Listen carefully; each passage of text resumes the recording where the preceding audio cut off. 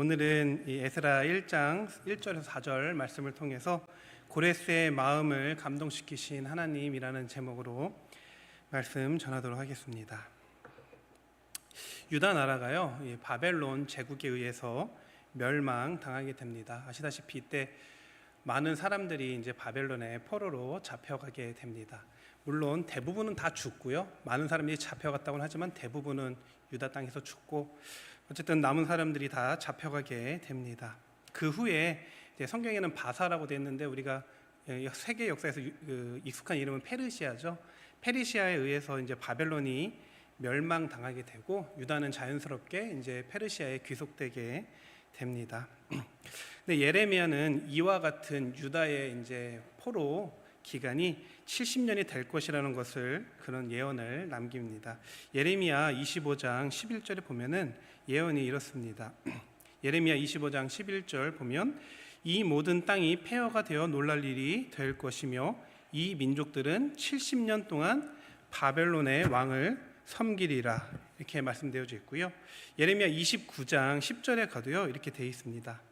여호와께서 이와 같이 말씀하시니라. 바벨론에서 70년이 차면 내가 너희를 돌보고 나의 선한 말을 너희에게 성취하여 너희를 이곳으로 돌아오게 하리라. 예레미야가 이제 바벨론의 포로가 70년이 되면 맞춰지고 다시 하나님께서 돌보시고 다시 그 땅으로 돌아오게 할 거라는 예언을 남깁니다. 그리고 하나님께서는 이 말씀을, 이제 성경은 계속 이렇게 증거하거든요.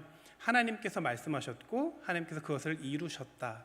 오늘 본문에서도 보면요, 하나님께서는 이렇게 정확하게 언급을 하십니다. 예레미야의 입을 통해서 하신 그 말씀, 70년이 되면 돌아올 것이다. 이 말씀을 이루기 위해서 바사 나라, 이제 페르시아 왕 고레스 왕이, 그 고레스 왕의 원년, 그러니까 즉위한 그 해에 고레스의 마음을 감동시키시는 그 일이 생깁니다. 그리고 이제 고레스 왕이 조서를 내립니다. 오늘 본문 1장 1절이 이렇게 되어 있습니다. 바사왕 고레스 원년에, 그러니까 즉위한 해입니다. 여호와께서 예레미야의 입을 통하여 하신 말씀, 아까 전에 읽었던 예레미야 25장 29장의 말씀, 그 말씀을 이루게 하시려고 바사왕 고레스의 마음을 감동시키심에 그가 온 날에 공포도 하고 조서도 내려 이릅니다. 그 조서의 내용이요, 2절 3절에 나타납니다. 계속해서 읽어보면 2절에 보면 바사왕 고레스는 말하노니 하늘의 하나님 여호와께서 세상 모든 나라를 내게 주셨고 나에게 명령하사 유다 예루살렘에 성전을 건축하라 하셨나니, 3절 이스라엘의 하나님은 참 신이시라. 너희 중에 그의 백성된 자는 다 유다 예루살렘으로 올라가서 이스라엘의 하나님 여호와의 성전을 건축하라. 그는 예루살렘에 계신 하나님이시니라. 고레스 왕은요, 하나님 나라의 백성된 사람은 다 예루살렘으로 올라가서 여호와의 전을 건축하라고 명령합니다. 그뿐만이 아니죠.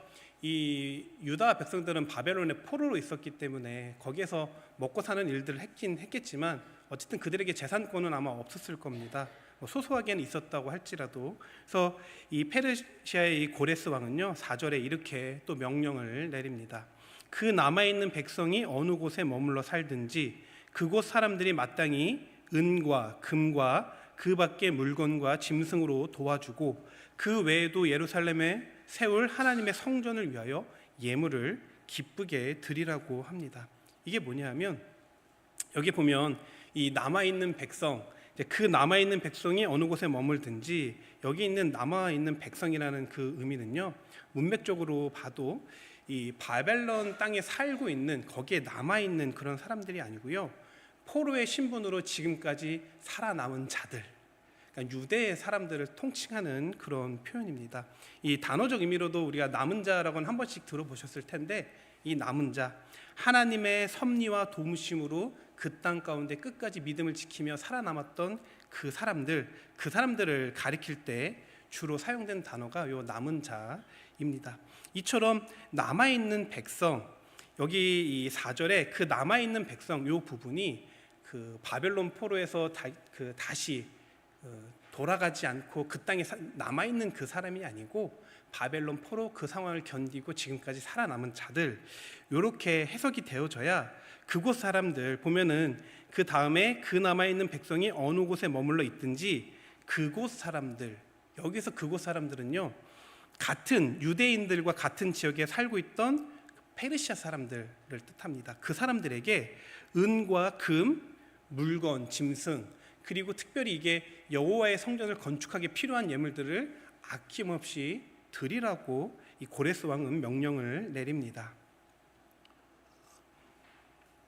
그리고 어떠한 물품들을 제공했는지는요, 1장 이 뒷부분에 보면은 조금 더 자세히 쭉 나오게 됩니다.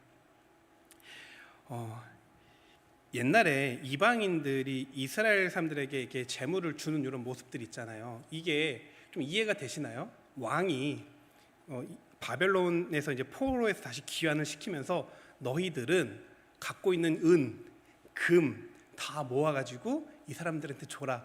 이거 가능하시겠나요? 쉽지 않잖아요. 예, 그렇죠. 얻어내기가 참 쉽지 않습니다. 심지어 우리나라 같은 경우도 일본의 압제에 있다가도 그것들을 받아내는데 그게 쉽지는 않잖아요. 그런데 이때 많은 사람들이 이스라엘 백성들이 되돌아갈 때 고레스 왕의 말처럼 그 예물을 기쁘게 다 드리는 모습들이 등장을 합니다. 이게 어떤 관습에 의한 거였냐면 그때 당시에는요, 상대의 물건 혹시 사람에서 내가 임의로 그것들을 취했다면 그것에 대해서 사죄의 표시로 속죄 예물을 드리는, 그러니까 내가 이제 속죄제도 마찬가지잖아요. 내가 누구 것을 100을 훔치면 반드시 120을 갚아야 되는 그런 형태로서 그렇게 이때 당시 고대 중근동에는 이런 관습이 있었다고 합니다. 그러니까 고레스 왕은 지금까지 이스라엘 백성들을 우리 땅에 억류하고 있었으니, 불법으로 어쨌든 억류하고 있었으니 그들이 갈 때 속죄 제물처럼 그런 것들을 다 속건제 제물처럼 다 포함해서 돌려주라라는 그런 의미로 이 조서를 내린 겁니다. 그러니까 실제로 고레스 왕이 이런 명령을 내렸을 때 그곳에 거주했던 페르시아 사람들이 그들이 떠나갈 때 이것들을 내어준 것들을 보게 됩니다. 이런 내용은요, 오늘 본문에만 이렇게 등장하는 건 아니고 사무엘상에 보면 블레셋이 이제 여호와의 법궤를 다시 이스라엘 땅으로 돌려보낼 때, 불법으로 취득했던 거잖아요. 다시 돌려보낼 때 방백의 수요대로 금 독종 5과 금지 5마리를 같이 보내는 것들을 통해서도 알 수 있습니다. 어찌 되었든 하나님께서 물론 이런 풍수 관습이 있기는 했지만 하나님께서 그런 관습들을 바벨론 사람들, 그러니까 페르시아 사람들이 그것들을 지켜서 이 일들을 하도록 하셨다는 겁니다. 왜냐하면 하나님께서는 그 땅에서 나갈 때 이미 출애굽할 때에도 그 애굽에 있던 금은보화를 다 들고 나가도록 역사하셨던 분이 하나님이시거든요. 출애굽 때에도 이미 하나님께서 은혜를 베푸신 것처럼 이번에도 마찬가지로 그런 그 고대 근동 그 지역에 그런 풍습이 있기는 했지만 그런 풍습을 사용하셔서 이스라엘 백성들이 바벨론 포로에서 다시 귀환할 수 있도록 한 것입니다. 어쨌든 하나님께서 이렇게 예비하신 예물들을 통해서 유대인들은 성전을 짓는 어떤 소요 자금을 좀 확보할 수 있었습니다. 하나님의 은혜로 하나님께서 예레미야의 입을 통해서 하셨던 그 말씀을 이루시기 위해서 이 일들을 다 만들어 가신 겁니다.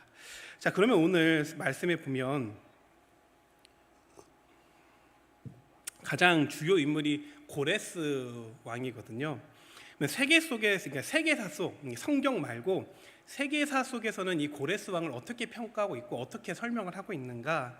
이 고레스 왕은요, 남다른 왕으로 세계사는 기록을 하고 기억하고 있습니다. 이 고레스 왕이요, 세계 역사상 최초로 대왕이라는 칭호를 받은 왕이라고 합니다. 그리고 그 칭호에 걸맞는 수많은 업적. 근데 이 단지 그냥 땅을 많이 정복한 그런 왕이 아니고요, 존경받는 그런 왕으로 기억된다는 겁니다. 왜냐하면 이 고레스 왕이 어떤 생각을 가지고 땅을 정복해 나갔냐 하면 단지 내가 권력으로 뭐 이것들을 다 차지해서 내가 우두머리가 되겠다 이런 표현, 이런 게 아니었었고요. 세상을 하나의 국가로 통일하면 더 이상 전쟁도 없고 누가 누구를 죽이는 일도 없겠지 하고 그 업적을 이루어 갔다고 합니다. 그런 생각 아래, 이념 아래 그 주변에 있던 뭐 메디아, 리디아, 신바빌로니아 이런 나라들을 하나로 하나로 그래서 서아시아를 통일했던 그런 왕입니다. 그리고 그 왕이 이 고레스 왕이 어떤 일들을 했냐면요, 모든 종교를 존중하고 노예제를 폐지했다고 합니다. 저도 이제 그 조사해 보면서 처음 알았거든요. 이 노예제도라는 게 없어진 지 불과 100여 년밖에 되진 않는데, 이때 이 고레스 왕이 노예제를 폐지하는 정책을 펼쳤다고 합니다. 그리고 군인이 어떤 땅을 가서 점령하잖아요. 절대 약탈 금지, 약탈을 못하도록 했다고 합니다. 그리고 남자든 여자든 이게 그 남녀 평등에 대한 개념이 생긴 거 얼마 이게 세계사 속에서는 얼마 생기지 않았거든요. 성경에만 그 개념이 존재했었지, 세계사 속에서는 남녀 평등이 불과 100여 년, 200년 사이에 처음 언급된 그런 내용인데, 이때 남자든 여자든 평등했었고, 빚 때문에 노예가 되는 것들을 하지 못하도록 했다고 합니다.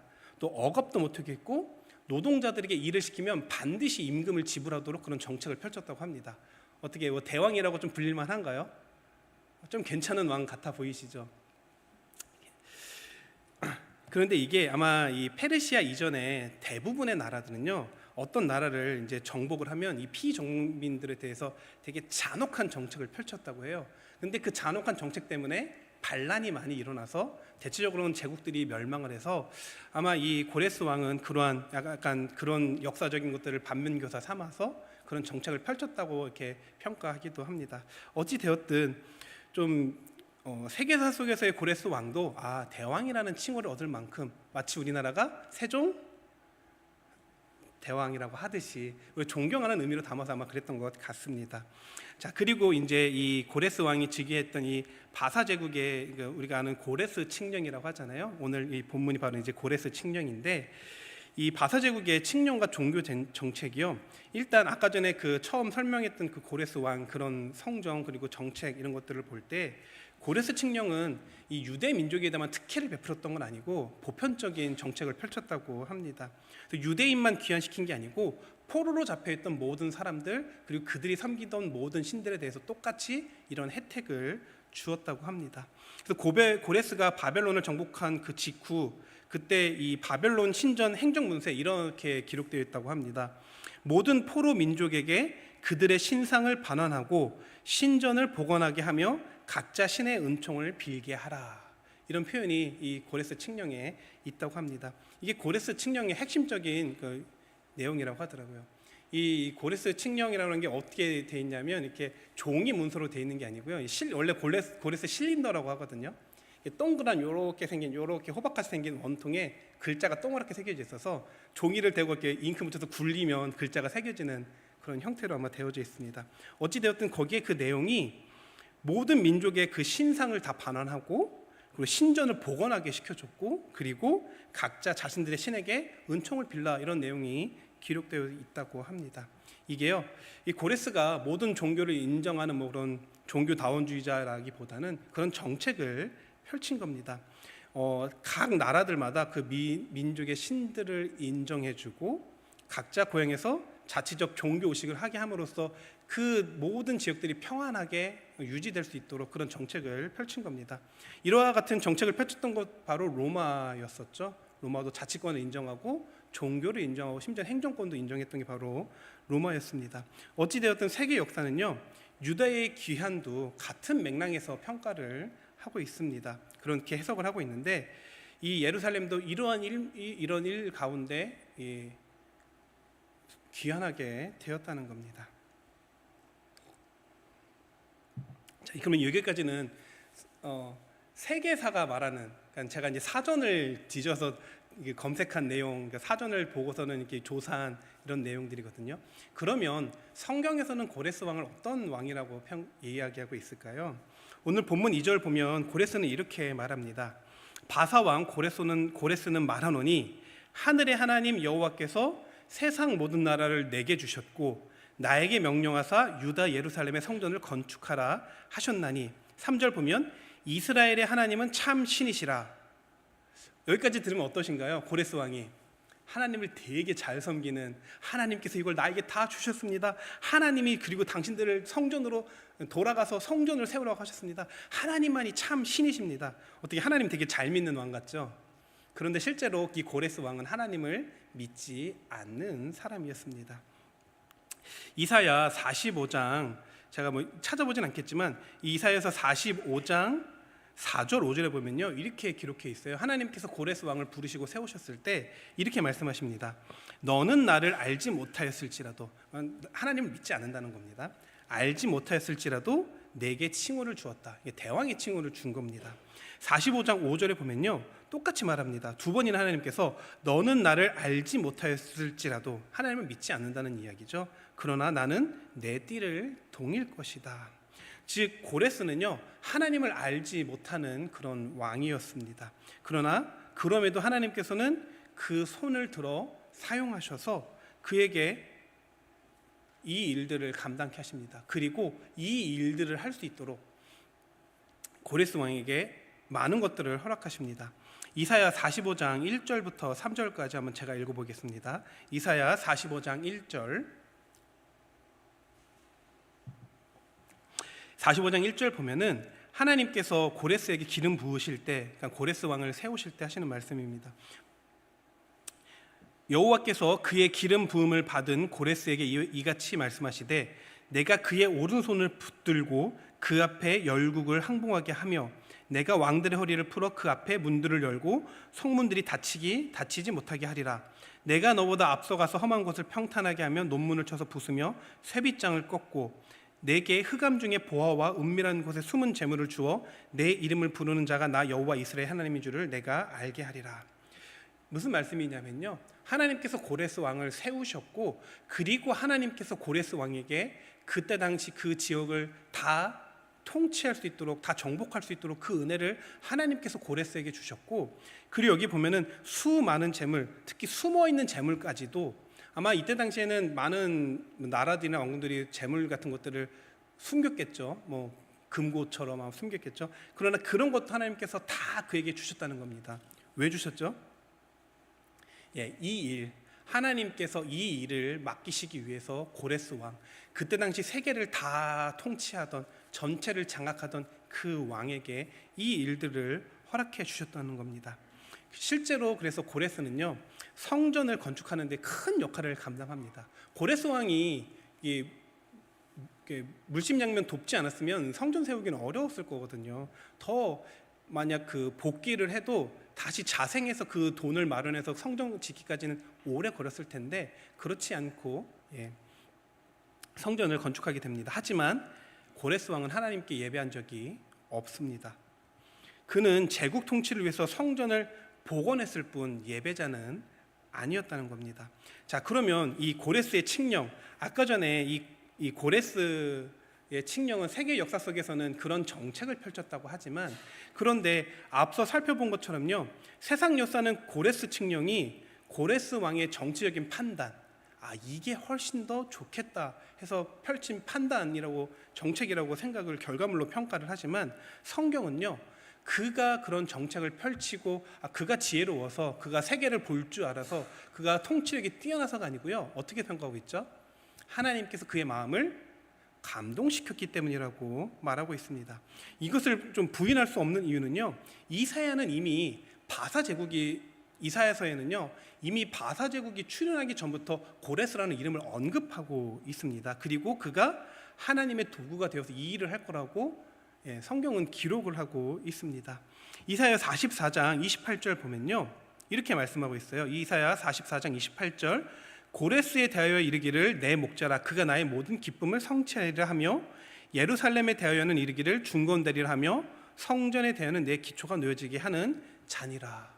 이 고레스 왕이 성전 기초를 놓는 그 일을 할 사람이라고 이미 이사야에 언급되어져 있습니다. 그러니까 이 고레스 칙령을 내리게 된 이유는요, 그가 올바른, 그러니까 그 전에 제국들이 멸망하는 것들을 봐서 반면교사로 삼고 지혜롭게 잘 판단해서가 아니고요, 누가 감동을 주셨어요? 하나님께서 감동을 주셨기 때문에 그렇습니다. 하나님께서 이 칙령을 내릴 때 그 모든 일을 가능토록 하나님께서 하셨고, 수많은 재물들을 허락하셨고, 이 모든 것들이 다 선지하신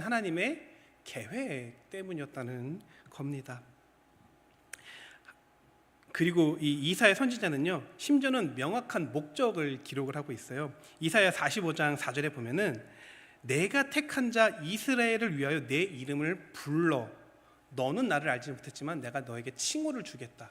너가 그 대왕의 자리에 서게 된 거 왜냐하면 내가 택한 자 이스라엘을 위하여 너를 이름을 불러서 내가 너를 쓰는 거다. 명확하게 이사야서에 기록을 하고 있습니다.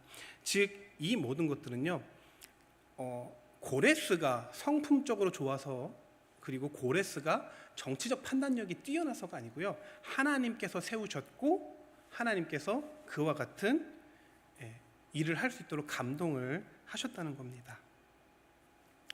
죄송합니다. 입이 자주 말라서. 자, 그러면 이 본문을 보면 어떤가요? 하나님께서 고레스를 세우셨고 하나님께서 고레스에게 모든 것을 허락하셔서 준비하셨고 하나님의 때가 되니 고레스의 마음을 감동시키셨고 그래서 이스라엘 백성이 기한과 성전 건축을 하도록 다 하나님께서 쫙 작업을 다 이렇게 맞추셨죠. 예, 맞습니다. 하나님께서 다 하신 건 맞아요. 그런데 그러면 이때 이스라엘 백성들 뭐 하고 있었나요?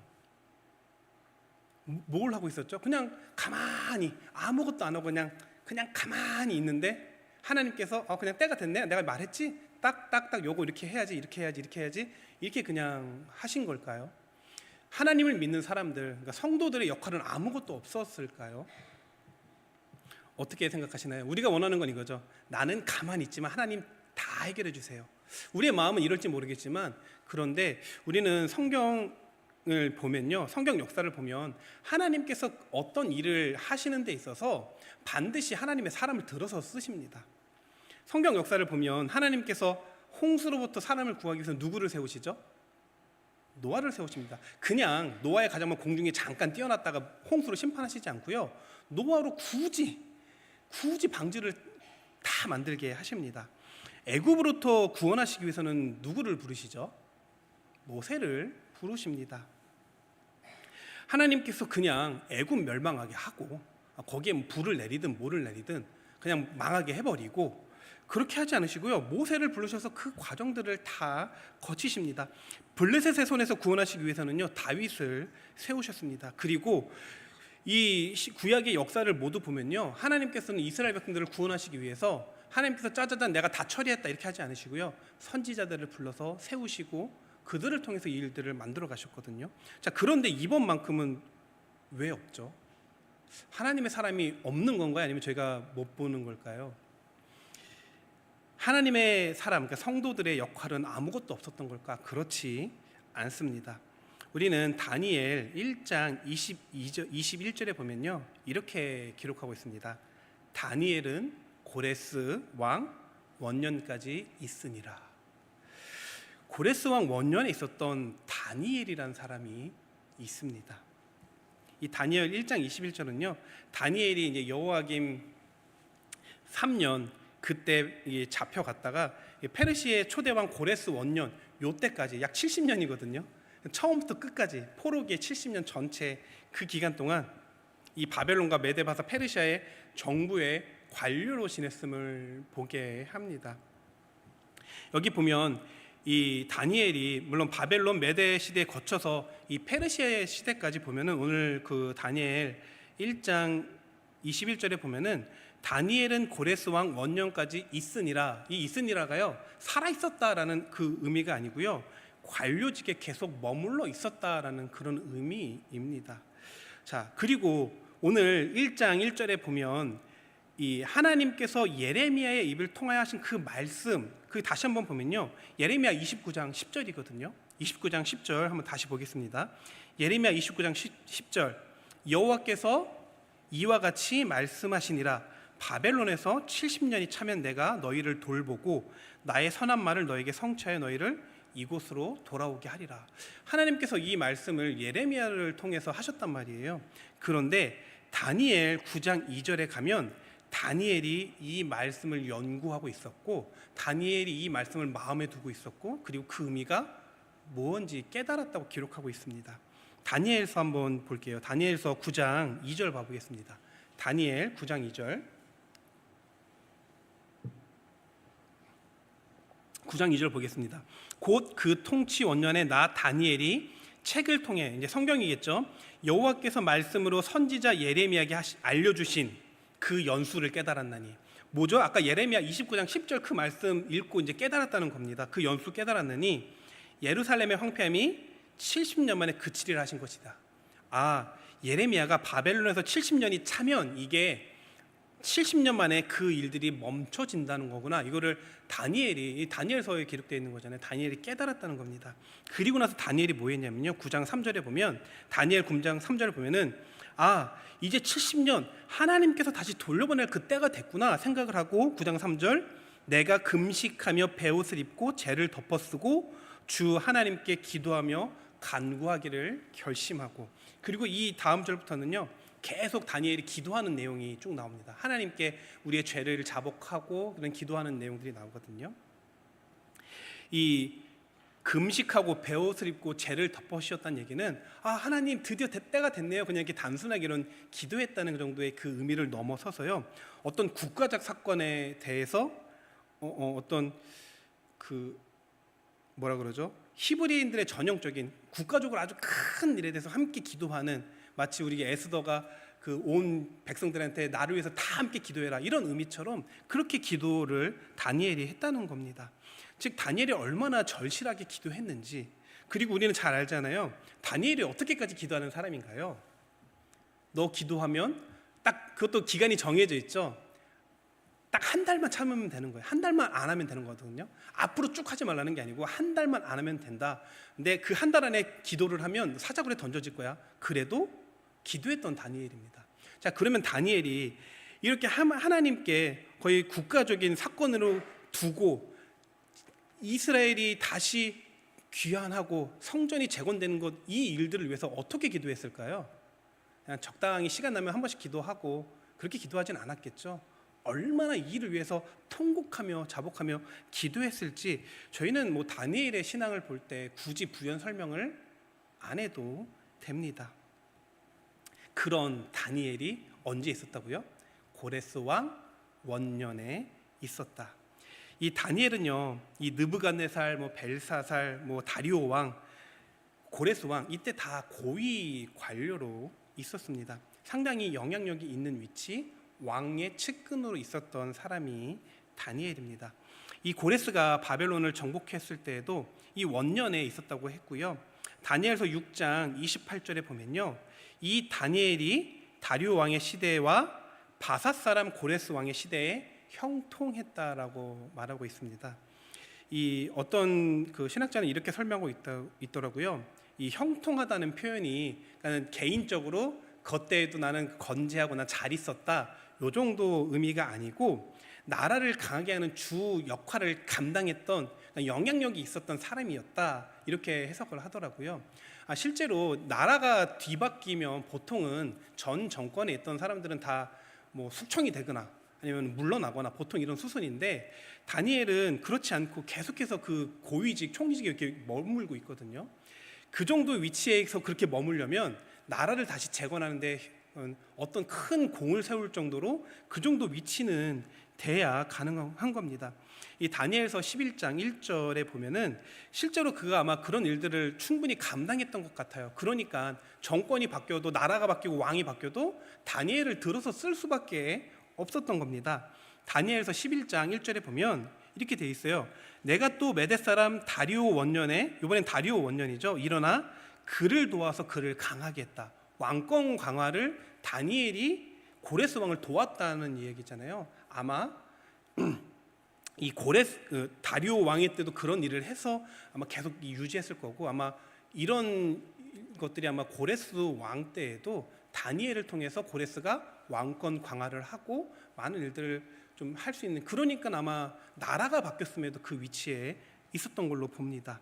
자, 그만큼 다니엘이 고레스 왕 원년에 그 정도의 영향력에 있는 그 정도의 위치에 있었는데, 성경은 물론 기록하고는 있지는 않아요.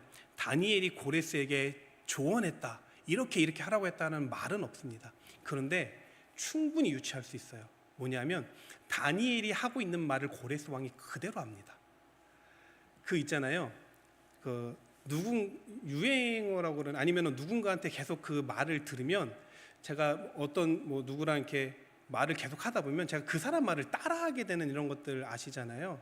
많이 영향을 받으면 그 사람 말을 그대로 이렇게 뱉거든요. 이 고레스 왕이 다니엘이 하던 말들을 그대로 합니다. 제가 성경을 좀 찾아보면요. 일단 성경은 직접적으로 그런 말은 한 건 없지만 어쨌든 그런 가능성이 참 높아요. 자, 한번 읽어볼게요. 오늘 에스라 본문 1장 2절 3절 한번 다시 보겠습니다. 에스라 1장 2절 보겠습니다. 바사왕 고레스는 말하노니 하늘의 하나님이 여호와께서 세상 모든 나라를 내게 주셨고 내게 명령하사 유다 예루살렘에 성전을 건축하라 하셨나니 이스라엘의 하나님은 참 신이시라. 이 표현이 나오잖아요. 제가 아까 이 말만 들으면 하나님을 잘 섬기는 사람 같잖아요. 그런데 고레스는 하나님을 안 믿는 사람이에요. 근데 그가 어떻게 이런 말을 할 수 있나요? 이사야 45장 1절 보겠습니다. 이사야서 45장 1절 보면요, 이렇게 되어 있습니다. 여호와께서 그의 기름 부음을 받은 고레스에게 이같이 말씀하시되 내가 그의 오른손을 붙들고 그 앞에 열국을 항복하게 하며, 요 부분들이 있을 때 이 다니엘이 다 알고 있었다는 그 말씀 가정하에 그 앞에 열국을 항복하게 하며, 이 표현을 그대로 씁니다. 또 이사야 44장 28절 한번 보겠습니다. 이사야 44장 28절 보면은 성전에 대하여는 내 기초가 놓여질지라. 이 앞서 고레스 왕이 펼쳤던 정책들 있잖아요. 노예 폐지, 군인의 약탈 금지, 남자 여자 평등, 노예가 되는 거 반대, 억압 금지, 노동자 임금 체불 금지, 이런 것들을 보면요, 이 일이 세계 역사에 한 200년 전에도 없었던 일이에요. 어디에서만 그 얘기를 하고 있는지 아시나요? 성경에서만 그 얘기를 하고 있습니다. 신약 시대에 어느 곳에서도 이거 얘기하고 있지 않습니다. 어디서만 얘기하고 있나요? 성경에서만 얘기하고 있습니다. 어떻게 하나님을 믿지 않는 고레스 왕이 하나님께서 모든 나라를 내게 주셨다고 말하나요? 누가 이거 얘기해 줬을 것 같으신가요? 어떻게 이스라엘이 하나님이 참 신이다, 하나님은 참 신입니다, 이 표현 누가 썼을 것 같은가요? 하나님께서 원하시는 세상 있잖아요. 아까 전에 말했던 그 정책들, 성경 외에는 어디에도 등장하지 않는 이 역사들, 실제로 현대 사회에서도요, 기독교가 들어간 나라들만 펼치던 정책입니다. 우리나라에도 평등이란 게 노예가 같이 예배드리는 게 교회에서 다 처음 시작됐고요. 이런 거 약탈 금지, 남자 여자 노예가 되는 거 안 되는 거, 이런 것들 다 기독교 가치관들입니다. 이거 고레스 왕 어떻게 알았을 것 같으신가요? 누가 조언했을 것 같은 거예요? 아마 제 생각에는 성경에 기록은 없어요. 근데 분명히 다니엘이 영향을 미쳐서 사람에 대해서 이렇게 해야 됩니다, 사람을 다스리는 건 이렇게 해야 됩니다, 그리고 참신은, 참신들 참 많이 있지만 진짜 참신은 하나님입니다. 그리고 하나님께서 이 예레미야를 통해 성전을 재건하러 보내라고 했습니다. 이렇게 해야 되는 겁니다. 아마 고레스 왕은 거의 의심할 여지 없이 다니엘의 영향을 받았을 겁니다. 그러면 다시 세계 역사를 그때 그 지역을 다 다스리고 통치하던 왕은 고레스입니다. 정권을 다 잡고 그것들을 본인 의지대로 다 할 수 있었던 사람은요, 고레스 왕이에요. 근데 그를 움직인 건 누군가요? 다니엘입니다. 다르게 표현하면 기도하는 사람이 그의 마음을, 그러니까 다니엘을 통해서 하나님께서 그냥 갑자기 고레스가 가만히 있다가 하나님께서 감동을 탁 주셔가지고 번뜩 이렇게 해야겠다, 이게 아니고요, 하나님께서 다니엘을 통해서 이 일들을 만들어 가신 겁니다. 기도하는 단 한 사람 때문에요, 회복되기 시작한 겁니다. 하나님의 말씀을, 하나님이 참 신이심을 전하는 그 단 한 사람 때문에 이스라엘 나라가 드디어 회복되게 된 겁니다. 왜 기독교인들이 우리가 나라를 위해서 그렇게 기도해야 되냐면요, 누군가는 세상에 어떤 힘을 가진 사람들이 그 나라를 움직일 수 있다고 생각을 하거든요. 그런데 성경은 그렇게 얘기하고 있지 않습니다. 하나님의 사람들이 그 나라를 움직입니다. 가령 로마가 그 제국을, 당시에 그 유럽 전 지역을 다 장악을 하고 이그나티우 대로라는 이런 그 소위 돌로 된 도로들을 다 깔거든요. 돌로 된 도로를 다 깔아서 이게 물이 와도 흩어지지도 않고 여전히 그 2000년 넘은 도로가 여전히 쌩쌩해요. 쌩쌩하고 온갖 지역을 다 다닐 수 있고요. 로마 시민권이 있으면 어디든지 갈 수 있도록 그 로마가 그런 법들을 만들어 놨습니다. 그거 누가 제일 잘 사용했는지 아시나요? 사도 바울이 제일 잘 사용했습니다. 로마 시민권 가지고 산지로 걸어 다니면 참 힘들 텐데 길을 너무 잘 닦아놨어요. 하나님께서 유럽 복음화를 하기 위해서 로마라는 나라를 만드시고 유럽을 복음화하시기 위해서 하나님께서 그 길들을 다 만드시고 바울이 갈 길을 닦아놓으신 거거든요. 로마가 세계를 정복한 게 아니고요. 복음을 전하기 위해서 하나님께서 그 길들을 만드신 겁니다. 마찬가지입니다. 세상을 움직이는 거는요, 기독교인입니다. 하나님의 사람입니다. 그래서 우리가 잘해야 되는 거고요. 우리가 기도를 해야 되는 거고, 우리가 기도하지 않으면요, 안 바뀌는 겁니다. 하나님께서 우리를 들어서 사용하실 거거든요. 그래서 우리가 어느 때보다도 나라를 위해서 기도하고 끊임없이 하나님을 전해야 합니다. 하나님의 뜻이 무엇인지, 하나님께서 원하시는 세상은 무엇인지, 기독교적 가치관은 무엇인지 이거를 끊임없이 증거해야 돼요. 그러니까 고레스 왕이 어느 누구도 생각하지 못했던 노예제도 폐지, 임금 체불 안 되고, 전쟁하면 전리품을 갖는 건 당연한 시대였어요. 그거 금지. 이거 다 누가 생각하신 건가요? 하나님께서 주신 그런 가치관들이었습니다. 그래서 우리가 기도하기를 원합니다. 그런데 중요한 거는 하나님께서 그러면은 왜 우리들을 통해 기도하게 하시고 왜 우리를 통해서 회복되게 하신 건가요? 그 목적은 무엇인가요? 하나님께서 그 고레스를 통해서 다시 돌아가게 하시잖아요. 근데 고레스 왕이 뭐 명령하고 있죠? 성전 건축. 가가지고 너네 잘 살아라. 가가지고 이제 자유롭게 살아라. 기쁘게 살아라. 행복하게 살아라. 하나님께서는요, 회복시키시는 목적은 어디에 있냐면요, 더 나은 세상을 위해서가 아닙니다. 하나님께 예배할 수 있는 장소, 시간, 그것들을 우리에게 주시기 위함입니다. 이 고레스 칙령 이후 유다로 돌아간 사람들이 이제 2절에 쭉 나오고 3장에 가면요, 그들이 처음 뭘 했냐면 하나님께 예배드렸습니다. 우리는 지금 그러면 한 연속 선상에서 무엇을 해야 되는가? 그리스도는 기도해야 됩니다. 그리고 하나님의 말씀을, 하나님께서 원하시는 세상, 복음을 전하는 거고, 그리고 하나님께서 원하시는 세상, 기독교 가치관이 무엇인지 가르쳐야 되고, 그 일들을 우리가 해야 되는 겁니다. 그리고 예배가 회복되어져야 됩니다. 그거 다 해줬는데 예배가 회복되지 않으면 다시 예배를 드릴 수 없는 세상이 올 겁니다. 그래서 우리는 어떤 순간에도 함께 기도하고 함께 하나님께서 원하시는 세상을 전하고, 그리고 더욱더 하나님께를 예배하기를 사모하는 저희가 되어야 할 겁니다. 우리 모두가, 우리 위례강민교회 우리 성도님들이 그 일에 가장 앞장서는 저희 모두가 되기를 원합니다. 기도하겠습니다. 거룩하신 하나님 아버지, 하나님께서는 기도하는 단 한 사람, 하나님의 말씀을 전하는 그 단 한 사람, 그 사람으로 말미암아 세상을 움직이셨고 또 이스라엘을 회복시키셨습니다. 우리도 기도하는 그 성도의 기도에 힘이 있음을 믿습니다. 우리가 끝까지 기도하게 도와주시옵시고 하나님께서 원하시는 세상으로 나아갈 수 있도록 우리의 각자의 맡은 역할을 할 수 있도록 인도하여 주시옵소서. 매사에 기도하고 하나님의 말씀을 증거하며 매 순간 하나님께 나아가는 예배를 사모하는 저희가 될 수 있도록 인도하여 주시옵소서. 예수 그리스도의 이름으로 기도드리옵나이다. 아멘.